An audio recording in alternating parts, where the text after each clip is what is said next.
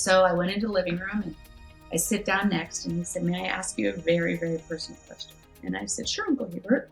He said, may I ask you, what are you 100% depending on the Lord for? And I said, besides raising my 5 children, is that not enough? He was like, yeah, besides that. Mm-hmm. And I said, nothing. And he said, I had a sense that that was the case because you and Bob have become so good at what you do that you've left very little room for ways in which you can see God work and He get the glory, not you. Have you ever thought of building your home with the intention that you put into so many other things in your life, such as maybe your job or your workouts or your nutrition, your finances? Well, it's an area that can often get overlooked, and yet how significant is it to be intentional about the homes we're building, whether we're married, whether we're single. And today I have a guest who, this is her calling. This is her message. This is what God has asked her to focus on and talk about and influence others about. And you're just going to love this conversation. So thanks for being here, and wait until you meet my guest, Ruth McKeaney. Welcome to the Generous Girl podcast. Today is a great day because I have Ruth McKeaney in the house, and she is the author of the book, Hungry for Home. And she also is the one behind the popular Instagram channel called Hungry for Home. And she and her husband, Bob, have 5 kids and live in a beautiful historic home in Pennsylvania. And she is a constant host to literally thousands of people over the years. And she goes to the heart of what it takes and for someone to feel at home in someone's home. And every day her goal is to make her home a safe place so her family and her guests have the opportunity to have deeper needs met. And she thinks of it as intentional homemaking. And because it's creating that setting where vulnerability and honesty are valued and protected. And she's on a mission today to help recover this richness of community that's been lost in the hustle and bustle of today. So welcome, Ruth. Thank you, Kim. It's so nice. It's an honor to be here. Well, it's wonderful to have you here on the show, and I enjoy following you. And I know you have a television series as well where people can see your daughter's wedding and your conversation with friends, conversation with your husband. And I had heard from Julie Wilson at Women Doing Well, you need to meet my friend Ruth, and she'd be great to have her in your podcast. And you and I were fortunate to be able to be at the same event last fall. And I just think your story is so inspirational because whether someone is a working mom, a stay-at-home mom, maybe they are single, maybe they have kids, they don't have kids, the importance of beauty and the home and the intentionality that you're weaving in what you're creating is just so timely, and it's so motivational, I think, for each of us and what God's given each of us to steward. So it's just a privilege. That one topic, the topic of home, which I think crosses every single boundary. Yes. Economic, racial, everything. Single, not single, working, not working. We all have homes. Yes. And how we steward the responsibility of a home and how to create intentional family culture, it applies to every one of us. Mm-hmm. It really does. And, sometimes we have amazing examples of friends or neighbors or family or moms or grandmas. And sometimes we don't have any of those examples. And we think, how do I do this? And how do I create this? And I know you'll share your story, but the book that you created, Hungry for Home, is just such a beautiful, table conversation book and all those photos, and it's just lovely. So I think it's been a wonderful journey that you've been on, and let's catch the listener up on how it all got started. I don't even know whether it's a coffee table book or a cookbook because it's all true. Very true. No, good point. A beautiful cookbook. Yes, yes.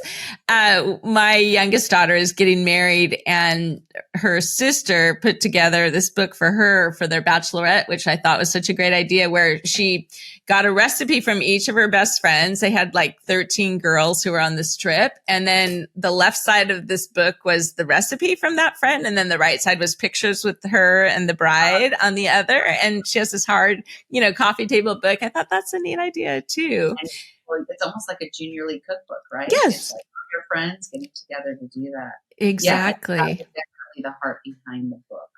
When I started. Well, you're very talented, very, very talented. So let's start with when you were an attorney and you're out of college. Now you or even when you went to law school, wherever you want to start the journey. Yeah. Well, I'll take a 2-second snippet into even before then and why I've had a heart for the family. Perfect. Or for hospitality. Maybe I do that. You know, my grandfather, as well as my great uncle, Billy Graham, Bob Pierce, and another gentleman, they met in a Bible study for years. And out of that was birthed a number of major ministries from BGA, Youth for Christ, Navigators, and World Vision. So you've got it. Incredible. My grandfather then went to Asia. Well, he was all over the world, but raised his family primarily in Asia. So my dad was one of 6 and didn't come back to the States till he was a late teenager. And actually went to Claremont, which I think is probably closer to your my mom, who was at Berkeley. But interesting. That's another story. But we, for a time, lived with my grandparents, and they had people constantly through their home. I mean, Corrie ten Boom was one of my grandmother's best friends. Wow. Constantly had people either doing their sabbaticals or furloughs, and I remember thinking, wow, look what everything we do to take care of these people. And it wasn't until later when I realized how formative it was for me. So that's why when I encourage hospitality or intentional family culture, it's how to bless people in and through your home. So it's a two-edged thing. So that kind of shows you where my heart for family, and we grew up moving all over the country my whole life. So the only thing that to me really was home was the family. So fast forward, I go to law school, and I became an assistant DA and then, or assistant Commonwealth attorney and an assistant attorney general. And I'm living in Richmond at the time. I'm close to 30 when I met my husband. And within a couple months of getting married, he announced to me, he didn't announce it, he did, quote unquote, ask if I'd be willing to move to Philadelphia for him to go work in a family business. And at the time, my mentor was a court of appeals judge, and he later became a Virginia Supreme Court judge. But he took me to lunch, and he threw out this Newsweek magazine into the center of the table. And on the cover was family businesses. Most don't make it to the second generation. And he said, have you read this? And has your husband read it? And does he know what you're giving him for this? And I started laughing, and I'm one of 6. I'm the oldest of 6. Right. I always knew I wanted a big family, and I always knew I would stay home eventually. So to me, it was just the natural progression. Of course, we're going to move there. I'm going to be a stay-at-home mom. And somebody that was discipling my husband simultaneously took him out and said, Ruth is going to have a major identity crisis. They could see it. So we moved to Philadelphia. I'm in that process where you wait to wave into the bar. So that's a several month process. And during that time, I also became pregnant. We hadn't sold our house, so we lived in 9 places our first year of marriage. 9 places. All we had was our suitcase, and we went from whoever would keep us for a couple months or a month. No stress with that. I'm pregnant. Oh my goodness. And I didn't know anybody. It was hands down the hardest. I remember my mom saying, this is so good for you. It's getting you out of your bubble. And you don't realize how you become, it's just natural to rely on your own strength. And the Lord was saying, I'm taking you completely out of your strength. So that first year, I had started going to a Bible study called CBS, Community Bible Study. And I said to my husband, I know where I want us to live when we can buy a house. So we met a realtor, and this realtor said, how much can the two of you afford? And we told her, and she burst out laughing. And she said, you can't live here. Well, 2 weeks later, she calls us and says, are you afraid of hard work? And we said, of course not. And she had us meet her. I don't know if you've ever seen the movie The Philadelphia Story, but there was a movie way back when called The Philadelphia Story. It was about the Montgomery Scott estate outside of Philadelphia. And on that property were these little houses they called the Banjo Town. All the help lived in these tiny houses. And one of them was sliding off the foundation. And she said, this is what you can afford. I remember at that point, I had a brand new baby. I'm sitting on the floor in tears. And Bob said, let's go to Home Depot and learn. And that became, because 18 months, right before 2 years, 18 months later, that same realtor came to us and said, I can double your money. So we sold, and we realized we were really good at what we were doing. Mm-hmm. So we began to flip houses for 16 years. We moved every 18 months to 2 years. And during that 16 years, had 5 kids. Almost all the houses, we did the work ourselves. And I don't mean cosmetic work. I'm talking taking houses down to the studs. You know, whoever took a shower had to wash the dishes that were in the bathtub before, because there was no kitchen. You know, so we're talking, I mean, nail guns everywhere, saws everywhere. And I had 4 girls in 5 years. And then 3 years later, I had my son. So it was it was crazy. And that was the first 16 years of our story. How'd you keep your marriage healthy, alive during that time? We're on a podcast together this Thursday talking about that, because some people had some questions. I actually wrote I wrote an article in Focus on the Family about this.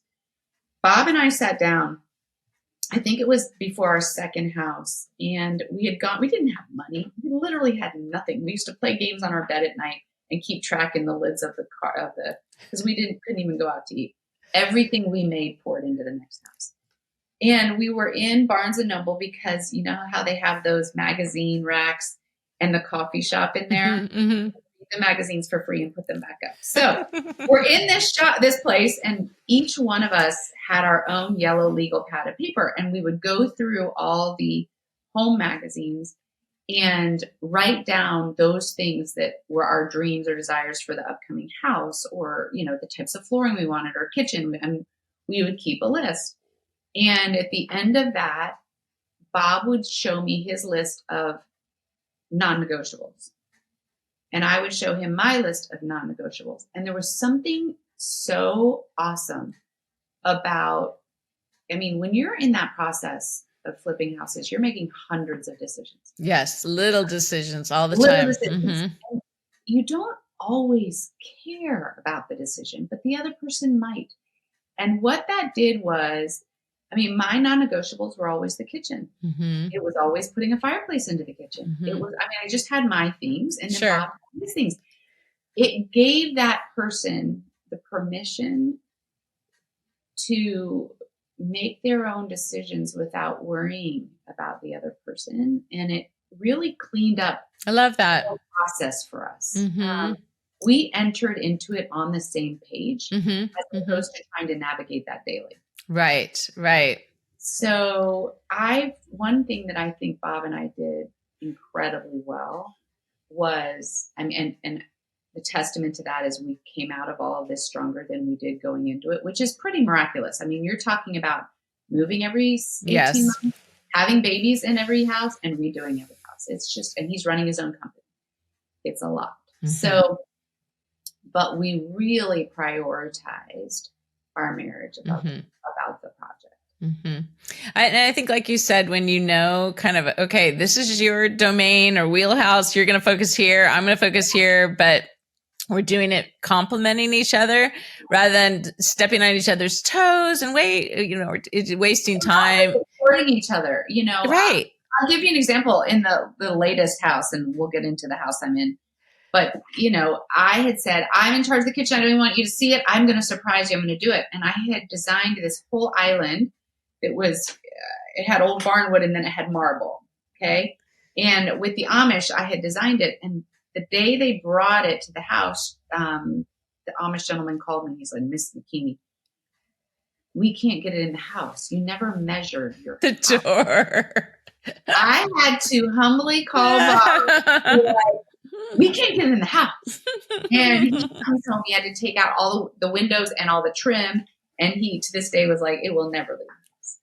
But to your point was like, he gave me that room. Right.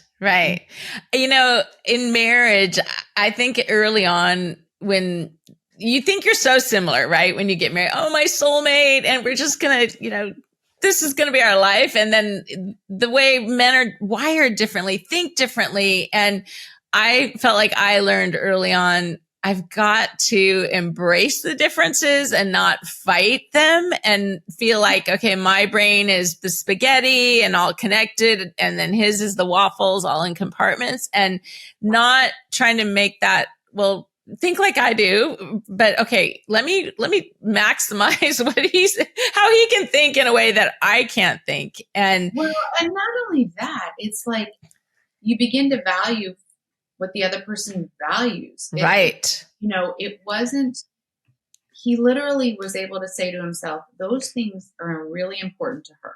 Right. I'm going to honor that. And vice versa. Instead of us not realizing that in advance and arguing over something the other one doesn't even care about. Exactly. Yes. Yes. So true. No, very validating and respecting of, okay, that's important to you. Then we're going to put that front and center, and that's important to you. We're going to put that. That's wonderful. So, okay. So you've been in your current house that is all throughout your. Here we are. So during that time, my mom died. It was a while ago, and we were wanting a place that would have a guest house for my dad to have in the event in the future he would need it.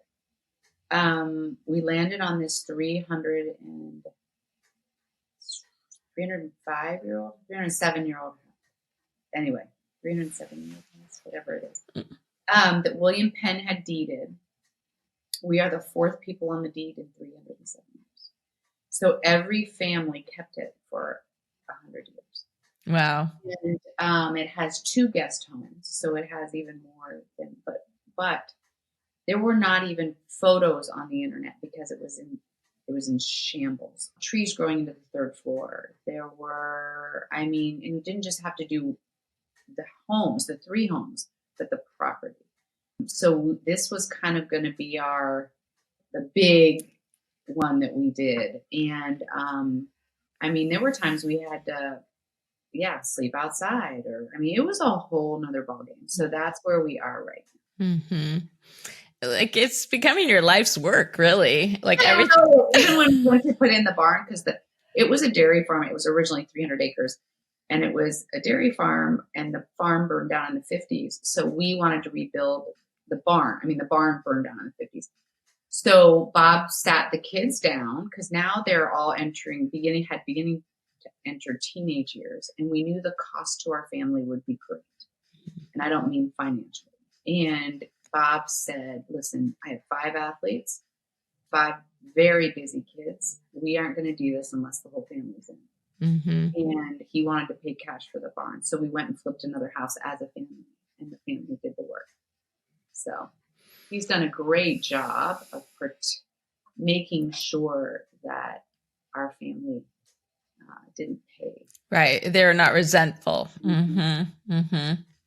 We had a similar situation in a different way with our family. And I know we have all kinds of listeners, some who listen and, flip homes, others who never owned a home kind of things. But it just, the communication, I think with kids is so important. And you and I are in the same stage. My kids are all out of the house right now. And I know you're a little behind me, but they're, as adults, like my husband took a job when our youngest was 3, and it was going to involve a ton of global travel. And so I didn't want us to be one of those statistics where, well, dad was always gone and the kids never saw him. And then they were resentful of that global travel for the kingdom, like great reasons for why. Even more resentfulness. Uh-huh. Exactly.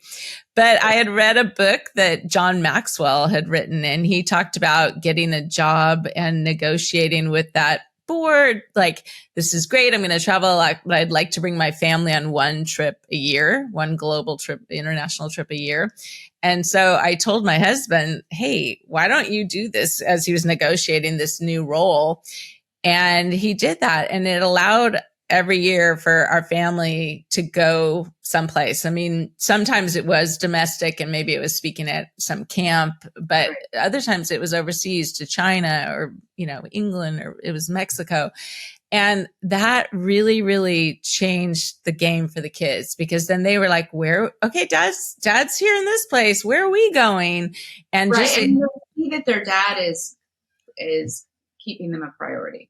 yes, exactly. Well, And we were initially taken out by that couple when we first got married, who said, if we had a suggestion for you, go away once or twice a year, and your entire focus for those 2 nights is to discuss where you're at in your marriage and where your family is, and to create a mission statement as a family. What do you value? So that as you're moving forward, whenever you begin to see yourself shift from that, you can reorient yourselves. And that was probably one of the greatest pieces of advice that we got, because then we didn't feel like we were constantly playing pickup with our kids or defense, but we were able to be ahead of where things were. And then our kids really understood what we valued. I think that's what, I really, and we'll talk about the book, but for me, that intentional family culture, everyone has one. The question is, are you intentional about creating what that is? Or is it going to happen? Right. And, so yes, 16 years, we do this house. No, I think that statement you just said is why you're doing what you're doing. Yes. Because if we don't think about it, it does just happen. Yeah. And then you can look back and go, but that's not what I wanted to create necessarily. Okay, wait, I don't want that to be my story. I want to be intentional. Right. Well, and I was even speaking at something, and it's like, do you want to get to the end of your life and be like, what is my legacy? I want to be very aware that I'm creating it all the time. Yes. And you don't want to get to the teenage years with your kids and you've not established a strong fabric in your family that can withstand what's coming. Right. Because it's coming. Do you know what I mean? Even if it's like people who marry into your family or what they go through as a teenager. And so how is your communication ahead of time? And how have you crafted an environment that's safe? So that is my heart. So I guess I'll pick up where, we bought this place, and this would come into where we're talking about Uncle Hubert. Yes, share about Uncle Hubert. So here I am. And just to kind of set the stage, my oldest daughter at this point is leaving for college. And I'm also starting perimenopause, which is a whole hot mess for women. I think it's crazy how, obviously those times often are at the same time, and it's a hard time to go through those things. But what that time period did for me was you began to realize, or at least I began to realize, oh my goodness, my kids are leaving. And if you had asked me before, is your identity in your children, I would have said, absolutely not. You have no idea how it creeps in. It's so true. You begin to feel like your purpose is walking out the door when they leave. And that's a scary place to be, particularly when I had gone through such a major shift at the beginning of my marriage, where I left, being a successful trial lawyer to staying at home and pouring everything. I mean, when I first chose to do that, I said, I'm all in. I'm giving everything. And you don't realize that you're actually going to have more time when they leave than you even did when they were home. And what have you done to prepare for them? So this is where I'm at. I've realized I've done nothing to prepare for it because I'm not going back to practicing law. And I'm getting very tired of working on houses and flipping houses. Not that there aren't things that I can continue to do, collaborating with Bob, but I'm getting weary. So my daughter's leaving, and my uncle, who's from Jackson Hole, happened to be visiting. He often stayed with us for weeks at a time. And he was visiting, and he called me. I hear this voice from my living room, and he said, Ruthie, will you come sit with me? So I went into the living room, and I sit down next, and he said, may I ask you a very, very personal question? And I said, sure, Uncle Hubert. He said, may I ask you, what are you 100% depending on the Lord for right now? And I said, besides raising my 5 children, is that not enough?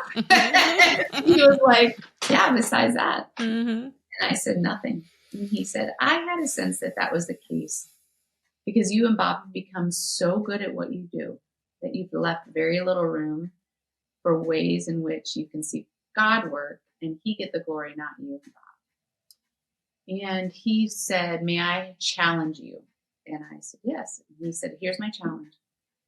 My challenge is that you ask the Lord to give you a vision beyond your resources, beyond your financial means, your personal capital, and your education, so that you get to see him work and he get the glory, not yours. And if you're willing and courageous enough to pray that, be ready, because he's going to take you to places you're not enough. And that is a very hard place, especially when your world has been your domain for as long as, whether it was like practicing law on my own ability or even being a mom and flipping houses. You still felt a sense of like, I got this. So I began to pray this prayer. Literally. So how'd you feel when he said that? Did you think, oh yeah, you're right, I need to pray that? Or did you feel like that is really scary? I don't know if I can pray it. No, he knew my personality well enough to know I'll take any single challenge.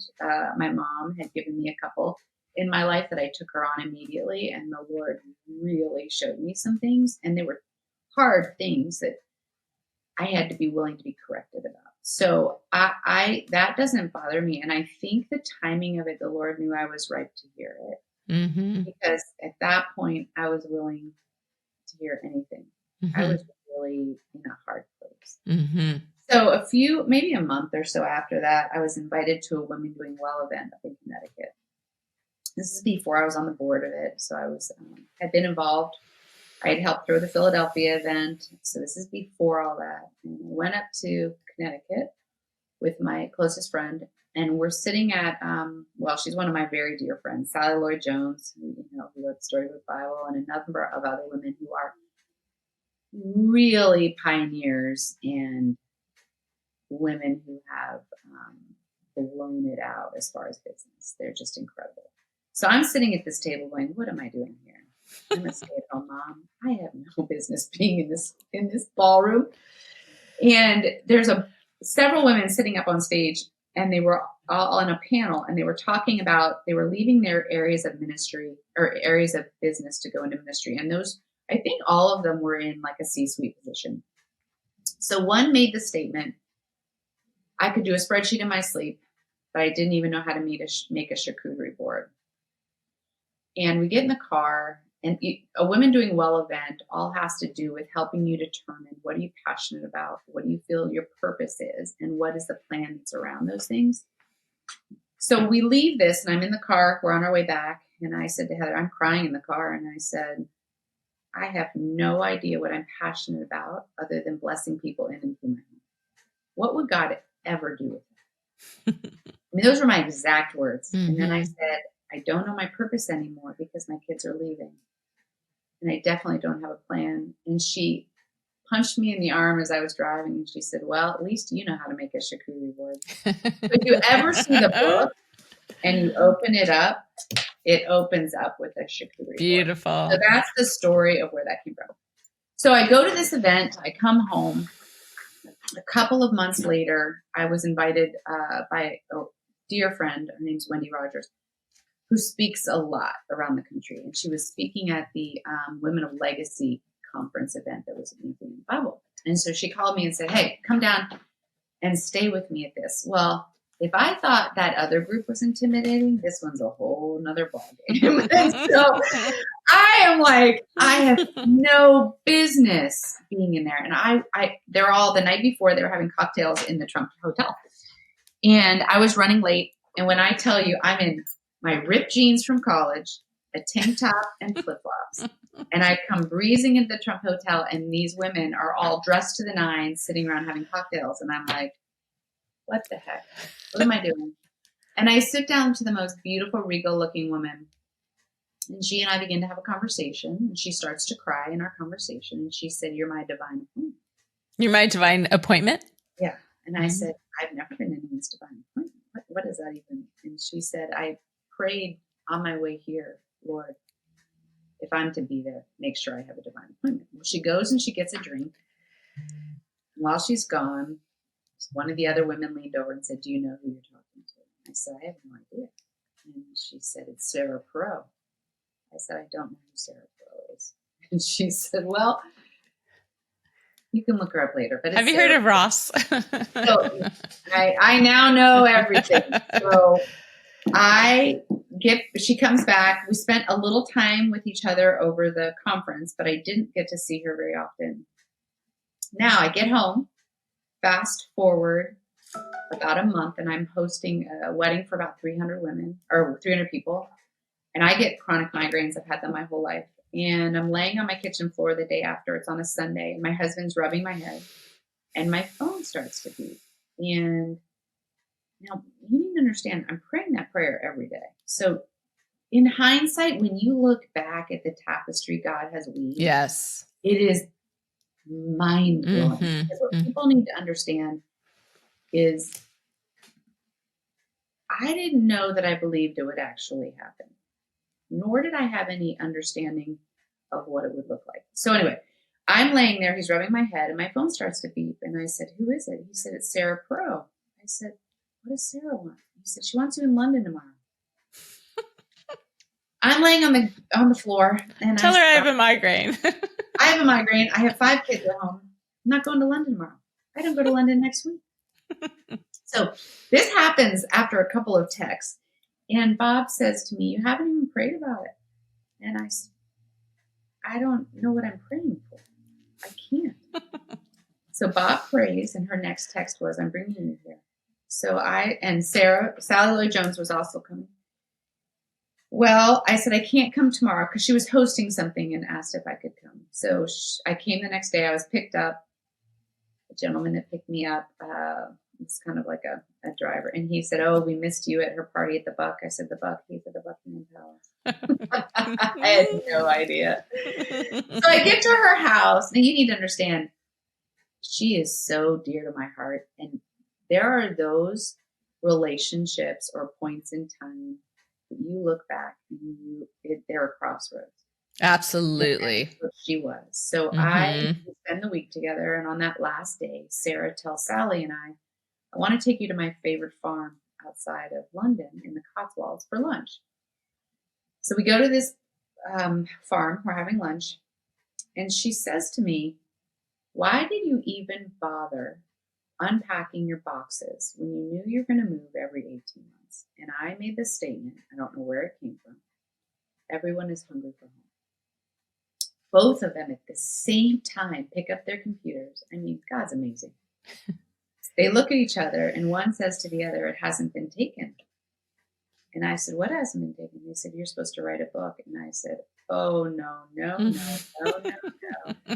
Kim, can I tell you, and this is just to kind of take a break to explain to you, I've had people in our family have written a number of books, and a number of books have been written about people in our family. So when we have family reunions, we take out the table so everyone's books can be displayed. And I've often joked, just so everyone knows, I mean, all the cousins and aunts were at a lunch a year before this. And one of my aunts said, okay, let's all go around the table and talk about our next topic of a book. So they get to me and I was like, I will never write a book. Of course. I will support you all, but I will never write a book. And to understand where that was coming from, it wasn't just that. It was also, I felt I had nothing to say. Mm-hmm.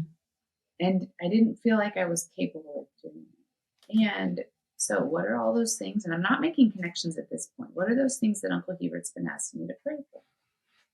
Beyond my financial means, my personal capital, and my education. So behind what I have, who I know, and what I know. So they both, for the rest of the trip, kept bothering me. You need to write. You need to tell stories of your uncle. You have to tell stories of your parents. And I said, no.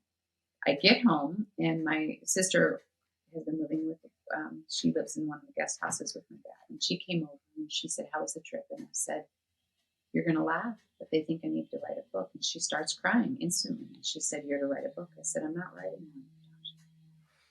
one. And I have nothing to say.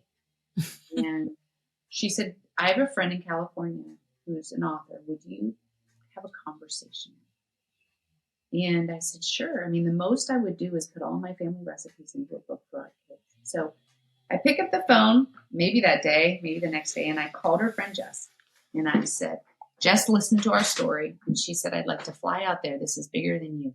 And it's bigger than your family. And I said, what is? She flies out the next week. And we spent a few days together where she spoke to each one in our family, my closest friend. And at the end of that, she said, I'd like to collaborate with you in the book. And I said, no. And I mean, your confidence reaches this place of where, for me, it did. I didn't think I had anything to offer. And I didn't, unless I needed to go learn a new skill. What does that? It just wasn't there. Right. And on the last day, and the story is all going somewhere, on the last day before she flew back to California, she and my sister went to all the stores in our area. They went to home stores, bookstores, gardening stores, and I'm on that couch where I had been sitting with Uncle Hubert, and they walk into my living room.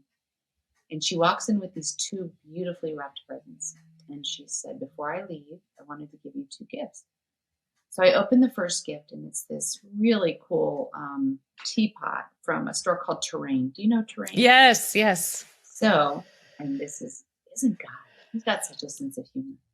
So she says to me, for those times when you're asking the Lord for that vision beyond your resources, I want you to have a cup of tea. And I started laughing, and I said, I don't drink tea, and I'm not writing a book. Okay, and can I say this? Do you realize that Terrain became the first company that asked to co-brand with me? Of course it did. I mean, God's like, I got everything crossed.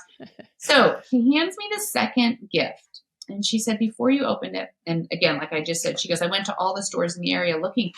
If you ever put out a book, I wanted to see if I could find one I thought it would look like. I thought, well, this is interesting. I opened it up, and I opened the book, and I said, where is this? She said, I have no idea. We look in the back. It's the farm outside of London that Sarah had taken us to. The chances wow. I'm going to say 0. It's not even like a 0.01. It's 0. That's amazing. I hadn't told anyone the name of the place or that we had gone to the farm. I had said nothing. And I got on my knees in tears, and I said, I will be obedient. I have no idea what to do, where to begin.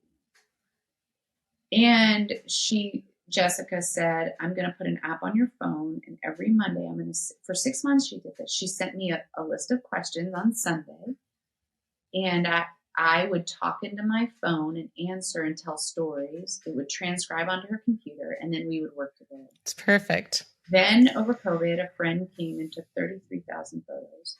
We culled those down. I was sitting at my living room table or my dining room table with my sister, and we cut and pasted, tried to figure out what we were doing. And at the end of that, it was Labor Day weekend.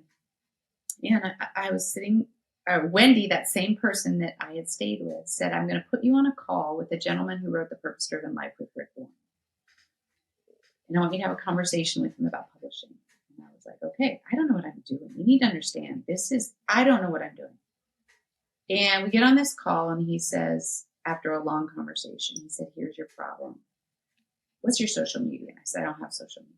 He said, okay, you're not a household name, and you have no social media, which means you can't provide a marketing engine behind it, which is what the publishing houses are looking for. You can't just walk in and publish. Self-publishing has grown to such a big animal. Right. They're requiring that kind of an engine behind you. So he said, you need to self-publish. Well, I hang up. Bob and I are sitting on these chairs in the kitchen. I can remember it like it was yesterday. And I said, Bob, I'm done. I said, put this stack of 300 pages into a 3-ring binder, and we're going to give it to the kids for Christmas. I think I just wanted to know if I would be obedient. And he said, why aren't you praying? And I was like, because I'm not self-publishing.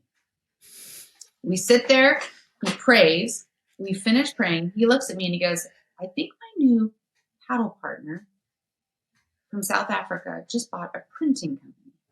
He picks up the phone, he calls Michael. He says, do you do books? And Michael said, I have no idea. I'll call you right back.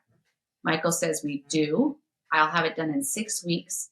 I'll only charge her our cost. Have her in the boardroom tomorrow. I will have the heads of every department in that room who are going to walk her through the process.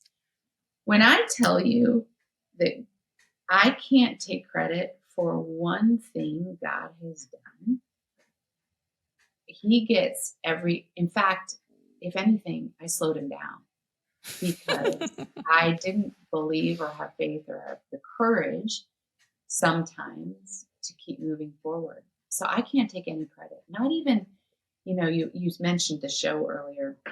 Originally I had thought, well, I did the book, it's done, right? And he's like, oh no, you're just getting started. We're just Your beginning. faith has to keep growing because where I'm putting you is going to get bigger. Mm-hmm. And so I got a call from Homeworthy. Allison Kenworthy was a producer of Good Morning America, and she went on her own to develop Homeworthy. And someone had given her a book. And I get this call, this is a year and a half ago. She left a message and said, we'd like to come interview you for our show Homeworthy, which is a worldwide platform. They do a lot of designers like Bunny Williams and things like that. So I immediately, when I get this message, research her, and I called her back and said, no. And she said, what do you mean I can't come? And I said, I am not a big designer. I'm just a stay-at-home mom. My husband and I have gone to garage sales to do our home. We've done the home ourselves. I'm not what you're looking for. And she said, you are. So she comes out, interviews me. That episode went to 1 million very quickly, and they'd never had anyone go to 1 million. And a year and a half ago, she calls me and says, would you be willing to talk to my husband? I said, sure. She said, let me tell you who he is before you get on the phone with him. He's a producer of Disney as well as ABC. So he gets on the phone and he says, your episode is my favorite. Are you with Diane Sawyer? I said, yes. He said, she wanted to see my favorite episode. I sent it to her. He said, would you be willing to have a conversation with us in a few months? I didn't know what that conversation was. A year ago in December, they called me and said, would you be willing to do your own show? And I said, may I have a few weeks to pray about it? And they're a secular group. Mm-hmm. And they called me a few weeks later and I said, I'm not a chef. I'm not a designer. I'm not a gardener. I just know how to utilize each one of those things to love people well. And he said, you're different than anyone we have. Would you please do your own show? So when I say God's continued to give a platform that I can't take credit for. I love it, Ruth. Yeah. So I almost always cry when I tell the story because it continues to be a battle to stay encouraged in a space that is not my lane. Mm-hmm. And social media is not my lane. And, you do such a good job because you're very, I think you get 1,000 positive things and that one negative thing, I can't get out of my brain. Mm-hmm. And so to be willing to almost sacrifice my own need to be comfortable and confident, sure. Right. It's been a really hard process. Mm-hmm. Mm-hmm. Well, I mean, you think of the 13-year-old who gets the negative comment on social media and how that wrecks her, and it's not easy for anybody. But I love how when you're out of your comfort zone, it has to be all God. It cannot be us at all. And so that's the beauty. He gets all the glory. And this concept of home and the family and marriages and relationships and friendships and bringing beauty in it. In our pre-conversation, I mentioned Edith Schaefer, and she just had that same message she wrote that book, Tapestry, and just the threads and the family, the legacy piece. And in our crazy, busy lives and culture, like you said, if we don't intentionally think of what we're creating, it's just going to happen. Something's going to happen. Yes. Country Home was here doing a Christmas spread a couple years ago, and the interviewer said, what do you say to all those people who think you created the perfect home and perfect family? And I actually started crying and I said, I hope that is not what I'm conveying, because our whole desire has been to create a safe place to be imperfect. Mm-hmm. And recently I was watching the Martha Stewart Netflix. Yes, I saw that. Her whole statement was perfectly perfect. And something I had started saying a few years ago was perfectly imperfect. And the difference between the pressure, my mom, when I first started entertaining, my mom said to me, Ruth, entertaining and hosting isn't about performance or perfection. It's about loving people well. And there's a difference. And people Yes. know when it's about the host versus the guest. Mm-hmm. And so it grieved me. I mean, it was fascinating to watch that, but it grieved me because that's what we've held onto as this pinnacle of homemaking, right? Perfectly perfect. That is not what it's about. Mm-hmm. It's better to say the opposite, right? Imperfectly imperfect. No, perfectly imperfect. Perfectly imperfect. And wanting to encourage people to give of their home and themselves to those outside of them. So. Mm-hmm. She's such an icon, like I think of her. I love that documentary. I learned so much that I didn't know about that whole legal case and the time when she went to prison. One time I was on a Delta flight and I watched a similar show about Ralph Lauren. And when you think of those two individuals and how they have radically affected our whole picture of businessmen. Brilliant. Exactly. And someone said about her, Marie Forleo, who runs this online B school, she said she just kept creating. Like she got shut down and she created something else. I thought. When you looked at it and the cost to her. Yes. I sit there and go, to what end? I know. To what end was all of it? And I think that's where, for me, to the end is the soul of the home. Mm-hmm. And I was recently, someone reached out to see if I'd be willing to do another flipping show. To me, it can't be, first of all, I think that entire market is saturated, but it can't be about the four walls. It's the soul of the house. Mm-hmm. Now, use the four walls and what you create in it to go into that, but it's not just about making things perfectly. No. Right. Or intimidating the guests and they just feel like, well, I'm never having them over to my house kind of thing. No. What house are you most comfortable? The one you can go in and put your feet up and the kids are running through screaming. And have a great conversation. Have a great conversation. Mm-hmm. So that's been my... Oh, well, I know we're already at time and I just love how I want to talk to you in 10 years and see. Seriously. I want you to read one little beginning. Yes, please. That'd be perfect. Please do. All right. People are born with an innate desire to belong. We are designed to grow roots, to know the love of a parent, to enjoy the pleasure of shared secrets with siblings, and to trust our tribe. Home is the foundation for a full, abundant life. One where we share burdens, embrace frailty, and encourage greatness. Home is where we mourn with those who mourn and rejoice with those who rejoice. Home is how we welcome others and love truly. Home chooses peace and truth and goodness and hard work over the easy way out. We are all hungry for home in a world where homemaking is quickly becoming a lost art. But it is not lost yet. Restoration is always possible. Great things can grow out of ruins. Families can thrive in places that were once unfit for life. Demolish the rot and rebuild your walls. Start on a new foundation if necessary. Take it from me. You will never regret the effort it takes to make your house a home. And I will cry at the end. Oh, so beautiful. Well, if you're watching on YouTube, this book is just an incredible book. Looks like this, Hungry for Home. Go get it online or go to Ruth's website. And yeah, I'm looking forward to your next book.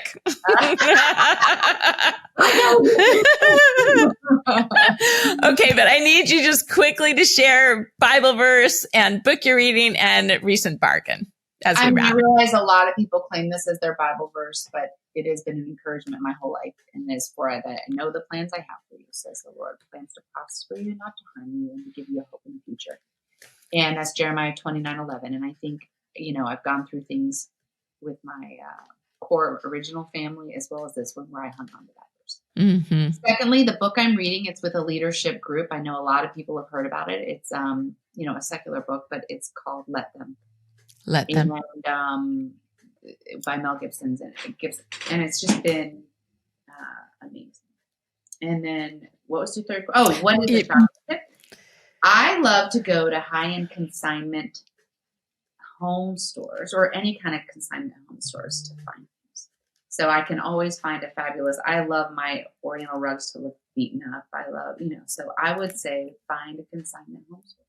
Yeah, I love that. And there's, By and the way, her name is oh my gosh, Robbins, Mel Robbins. What's wrong with you? right. Mel Robbins. Exactly. Yes. Not the Mel Gibson who just lost his. No, it's okay. It's okay.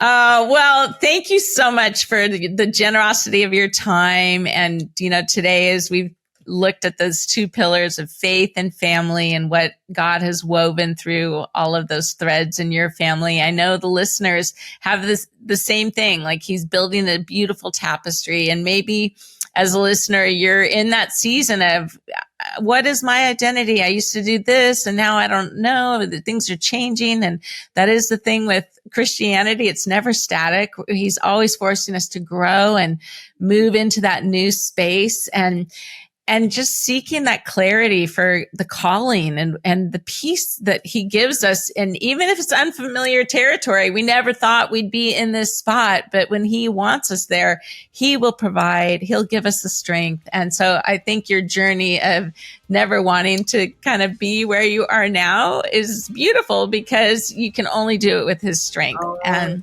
my encouragement to people, is to encourage younger women who are starting out in this journey of creating home.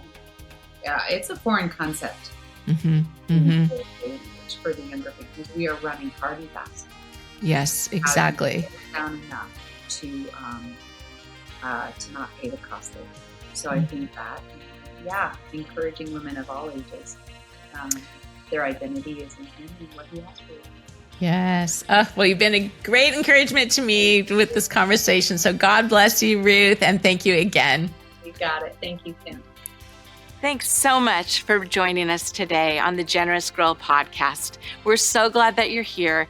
And if you know of someone that you think needs to be a guest on this podcast, please reach out to us.